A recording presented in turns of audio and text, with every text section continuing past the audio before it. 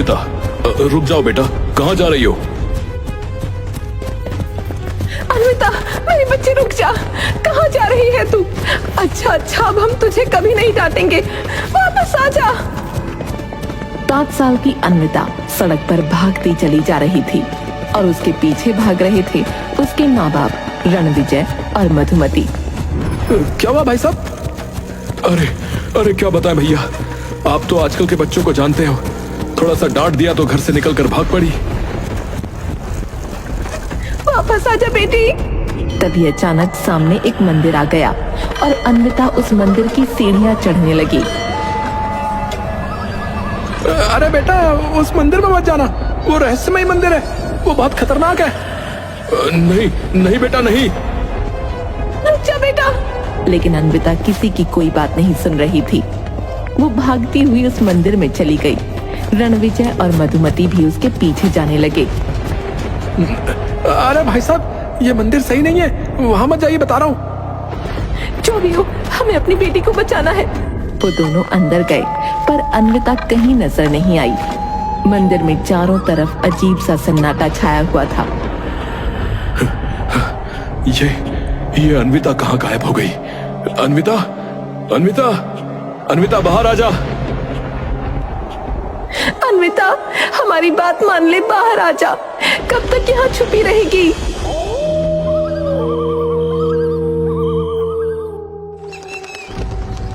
पूरी रात निकल गई और सुबह हो गई पर अन्विता का कोई अता पता नहीं चला। सबने कहा कि ये रहस्यमय मंदिर अन्विता को निगल गया है क्योंकि इसका कोई और एंट्री या एग्जिट गेट नहीं है। शायद ये लोग सही कह रहे हैं। मैंने भी इस मंदिर के बारे में बहुत सुना है। ये मंदिर सचमुच रहस्यमय है। हमारी अन्विता अब नहीं रही। चलिए। अन्विता को छोड़कर कैसे? मैं आपकी बात समझ रही हूँ पर अब कोई फायदा नहीं है। रणविजय हार मानकर लौट गया।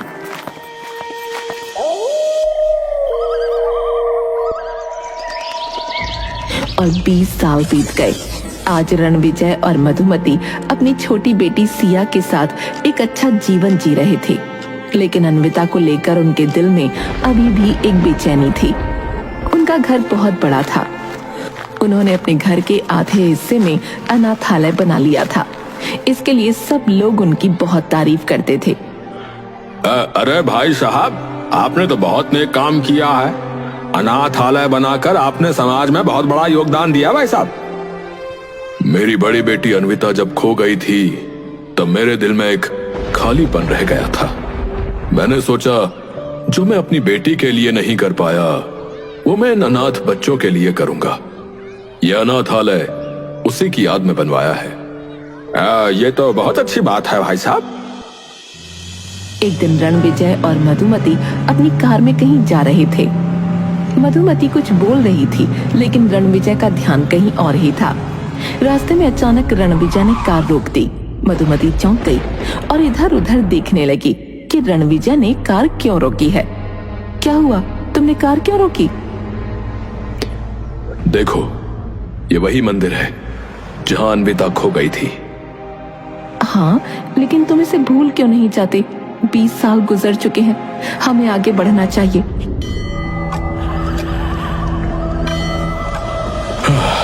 मैं जानता हूं मधुमती, पर न जाने क्यों मुझे ऐसा लगता है कि इस मंदिर के अंदर अभी भी कुछ रहस्य छिपा है। चलो एक बार फिर से अंदर चलते हैं, शायद इस बार हमें कुछ मिले, कोई जवाब। रणविजय, तुम इस बारे में बहुत ज्यादा सोचते हो। हमें इस बात को पीछे छोड़ देना चाहिए। अन्विता को खोए हुए 20 साल हो गए हैं।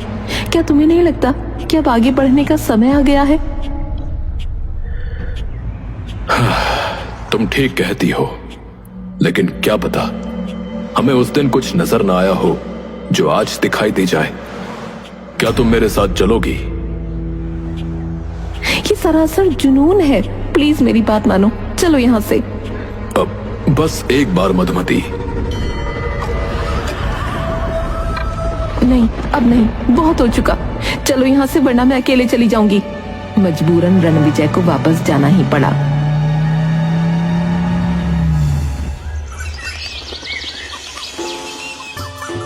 फिर एक दिन सिया की दोस्त रवीना उसके घर आई हुई थी। दोनों बैठकर हंसते मुस्कुराते हुए बातें कर रही थीं। घर का माहौल खुशनुमा था और उनकी मस्ती मजाक से घर गूंज रहा था। सिया, तुम्हारा घर तो बहुत बड़ा है और ये अनाथालय, कितना अच्छा काम किया है तुम्हारे पापा ने। हाँ, पापा हमेशा से ही बड़े दिल के रहे हैं। ओहो, अच्छी बात है। दोनों हंसते हुए अपने बचपन के किस्से याद कर रही थीं। तभी रणविजय और मधुमती कमरे में आ गए। सिया एक्साइटेड होकर रवीना को अपने माता पिता से मिलाने के लिए खड़ी हुई। मम्मी पापा, ये रवीना है, मेरी बेस्ट फ्रेंड। नमस्ते आंटी, नमस्ते अंकल। अरे नमस्ते बेटा, सिया से बहुत सुना है तुम्हारे बारे में। तो तुम ही हो जिसकी बातें घर में रोज होती हैं। लेकिन जैसे ही रवीना ने रणविजय और मधुमती को गौर से देखा, उसके चेहरे का रंग अचानक बदल गया। उसकी हंसी गायब हो गई और एक घबराहट ने उसकी जगह ले ली। उसने बिना कुछ कहे दरवाजे की तरफ देखा और फिर अचानक बाहर की ओर भाग गई। अरे रवीना, कहाँ जा रही हो?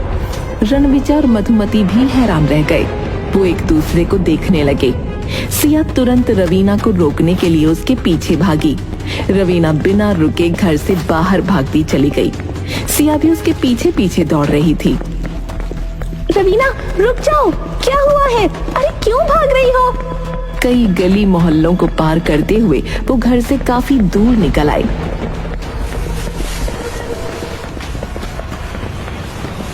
सिया ने आखिरकार रवीना को एक सुनसान जगह पर रोक लिया।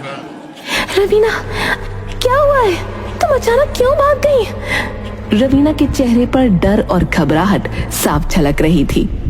वो कुछ देर तक चुप रही और फिर बोली, सिया, जो मैं कहने वाली हूँ वो तुम किसी से नहीं कहोगी, वादा करो।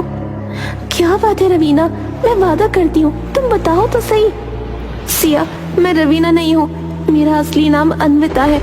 वही अन्विता जो बचपन में उस रहस्यमय मंदिर में खो गई थी। सिया ये सुनकर चौंक गई। उसकी आंखों में हैरानी और खुशी के आंसू एक साथ झलक आए। क्या तुम अन्विता हो? लेकिन तुम बची कैसे और तुम घर से क्यों भाग रही हो? मैं इस घर को भूल गई थी, इसलिए यहाँ चली आई, मुझसे गलती हो गई। ये कहकर वो वहाँ से भाग गई और सिया उसकी ओर देखती रह गई। उसकी आंखों में सवाल और उलझन थे, लेकिन वो उसे रोक ना पाई। सिया जब घर वापस आई तो रणविजय और मधुमती बेसब्री से उसका इंतजार कर रहे थे। जैसे ही सिया घर में दाखिल हुई, दोनों ने उसे घेर लिया। सिया, रवीना अचानक भाग क्यों गई? क्या हुआ था? बेटा, हमें बताओ क्या बात है। सिया ने एक पल के लिए सोचा, लेकिन फिर उसने चुप रहने का फैसला किया। वो अपने वादे को निभाना चाहती थी। मम्मी पापा, मुझे कुछ नहीं पता, रवीना बस यूं ही भाग गई थी। सिया, झूठ मत बोलो, हम तुम्हारे माता पिता हैं, हमें सच बताओ। बेटा, हम तुम्हें कुछ नहीं कहेंगे, बस हमें बता दो कि क्या हुआ था। लेकिन सिया ने सिर झुका लिया और चुप रही। रणविजय ने उसके कंधे पर हाथ रखा और गुस्से में उसे हिलाया। सिया, अगर तुम हमें सच नहीं बताओगी तो ये तुम्हारे लिए अच्छा नहीं होगा। बताओ क्या हुआ था? पापा, मैंने रवीना से वादा किया था कि मैं किसी को कुछ नहीं बताऊंगी। रणविजय का गुस्सा बढ़ता जा रहा था। उसने सिया को जोर से पकड़ा और उसे झकझोरते हुए डांटने लगा। सिया, अब और नहीं, हमें सब कुछ बताओ, वरना। पापा, रवीना, असल में वो रवीना नहीं है, वो अन्विता है। वही अन्विता जो बचपन में उस रहस्यमयी मंदिर में खो गई थी। सिया के मुंह से ये सुनते ही रणविजय और मधुमती के होश उड़ गए। उन्हें अपने कानों पर यकीन ही नहीं हुआ। दोनों के चेहरे लाल पड़ गए। क्या अन्विता, हमारी अन्विता जिंदा है? सिया, हमें उसका पता दो, हमें उसे ढूंढना होगा। सिया ने अन्विता के घर का पता दे दिया। रणविजय और मधुमती तुरंत उसे ढूंढने के लिए निकल पड़े और सिया भी उनके पीछे पीछे गई।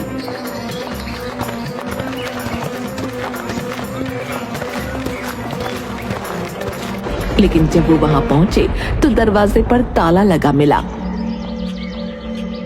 उन्होंने आसपास के लोगों से पूछा तो एक आदमी ने बताया, हाँ, ये पुजारी जी का घर है।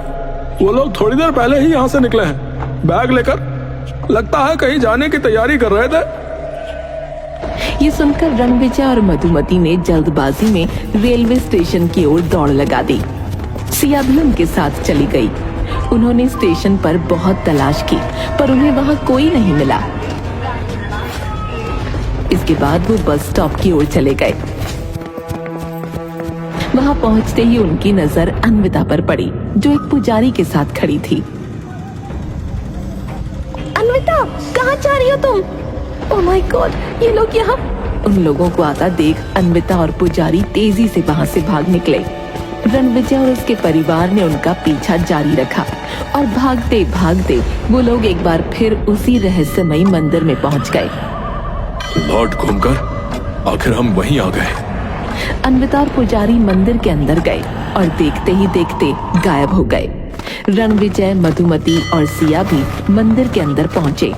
रणविजय अचानक जोर जोर से चिल्लाने लगा, अन्विता, बाहर आजा। इस बार मैं तुझे नहीं जाने दूंगा। सुन रही है तू? सिया अपने पिता के इस बर्ताव से हैरान रह गई। उसे समझ नहीं आ रहा था कि उसके पिता अपनी बेटी से इस तरह एक दुश्मन की तरह क्यों बोल रहे हैं। पापा, आप इस तरह क्यों बोल रहे हैं? वो तो आपकी बेटी है, फिर आप? तुम चुप करो सिया, तुम कुछ नहीं जानती। उसी समय अन्विता अचानक उनके सामने आ गई।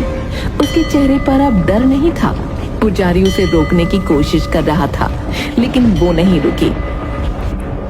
रुक जा मेरी बच्ची, रुक जा। नहीं, अब बहुत हो गया।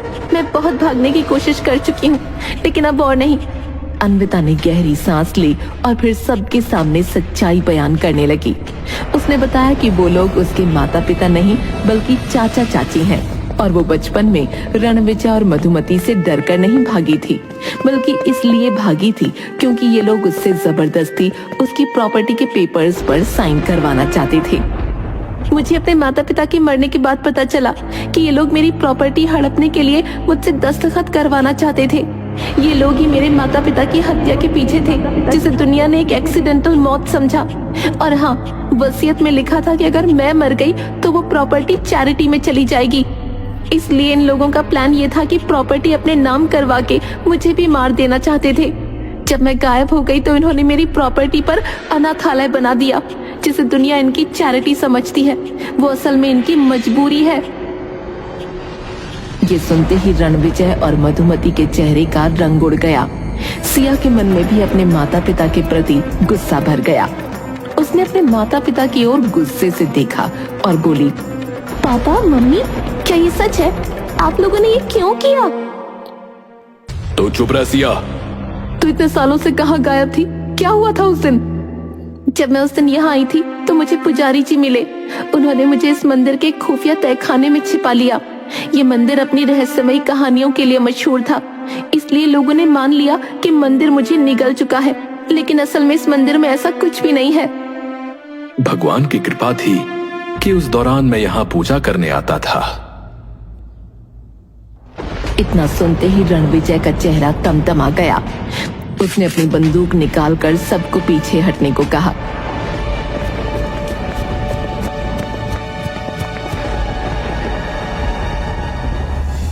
मैंने इस दिन का बहुत वेट किया है, अब और नहीं। पुजारी, पीछे हट जा वरना जान से जाएगा।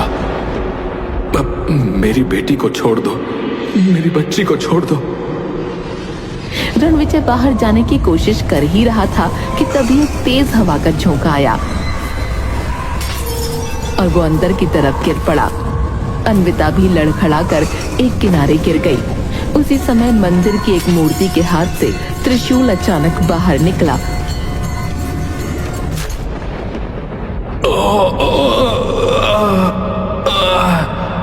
रणविजय!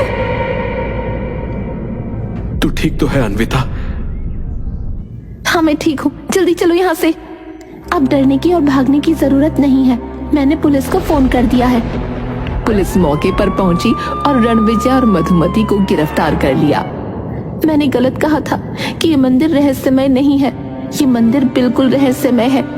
इसने पिछली बार भी मुझे बचाया था और इस बार भी बचाया। बिल्कुल सही कहा तूने। इसके बाद अन्विता पुजारी के साथ अपने असली घर की ओर लौट गई, जहां उसका बचपन खो गया था।